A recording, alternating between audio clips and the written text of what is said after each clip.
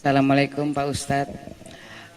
Saya mewakili teman-teman yang bersatu profesi, ingin penjelasan dari Pak Ustadz tentunya. Kita banyak sekali di-share tentang bahwa artis itu gimana nih? Tidak boleh. Kita sebagai artis itu sebenarnya haram. Gimana menurut Pak Ustadz? Al-aslu fil asya' al-ibahah. Hukum asal segala sesuatu dalam Islam boleh. Hukum asal sesuatu dalam Islam bukan haram. Al-aslu fil asya' al-ibahah. Hukum asal segala sesuatu adalah boleh. Makanya yang mesti ada itu label haram, bukan label halal. Karena hukum asalnya adalah halal. Kalau sudah halal dikasih label halal kan berarti 2 kali lipat.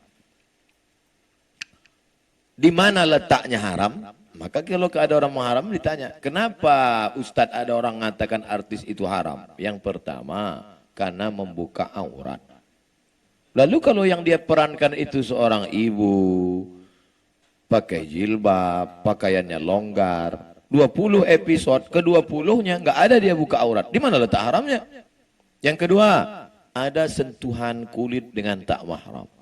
Kebetulan dalam perannya itu selama 20 episode memang peran dia tak ada sentuhan.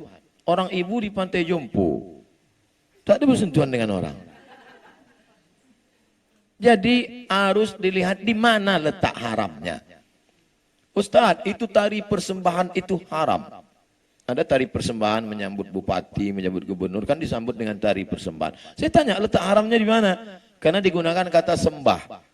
Oke, kalau gitu nggak usah kita buat tari sembah. Namanya apa? Tari welcome. Menyambut selamat datang. Tetap haram juga Pak Ustadz. Kenapa? Karena yang menari itu anak gadis. Oke, kalau gitu jangan anak gadis. Kita latih anak TK. Anak TK nari kan lucu. Maka bupati, gubernur ketika melihat anak TK, ingat dia anak di rumah. Tapi kalau anak gadis, lupa dia bini di rumah.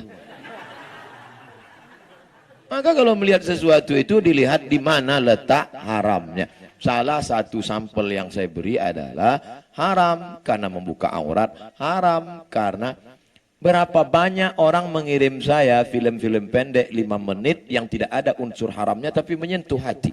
Yang paling saya ingat adalah ketika seorang gila tidur di depan ruko, dia usir, dia ini. Tapi ternyata orang itulah yang menyelamatkan dari pencuri. Tidak ada unsur haram di situ. Kenapa kita tidak pernah berpikir membuat film-film kemanusiaan tanpa mempertontonkan aurat, tanpa melanggar ajaran agama? Kenapa tidak buat film pendek yang menyentuh?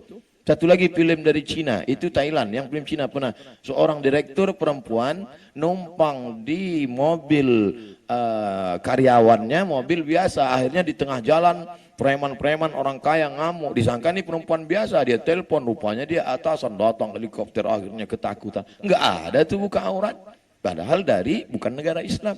Kenapa kita tidak pernah berkarya dengan karya tanpa merusak ajaran agama kita, tapi yang kita sentuh adalah hati orang. Mudah-mudahan dengan ibu-ibu artis, kawan sahabat artis, berhijrah, tahajud, beribadah, Allah berikan ilham. Kita menyebutnya ilham, tapi kita menyebutnya good idea. Tiba-tiba muncul ide-ide kreatif untuk membuat penulis cerita, untuk membuat, sehingga nanti akan keluarlah film-film pendek, mungkin tidak difilmkan di bioskop, tapi justru viewernya lebih banyak daripada bioskop. Berjuta-juta. Film agama Ustadz sekarang paling tinggi ditonton 800.000 orang. Film agama paling tinggi 800, Dilan 6 juta. Tidak ada agama. Tapi film-film pendek coba lihat, ditonton berapa? Sekian juta, sekian juta. Artinya apa? Tidak ditonton di bioskop, no problem. Tapi ditonton orang di YouTube, di FB, di Instagram. Buat video-video pendek yang lebih menyentuh.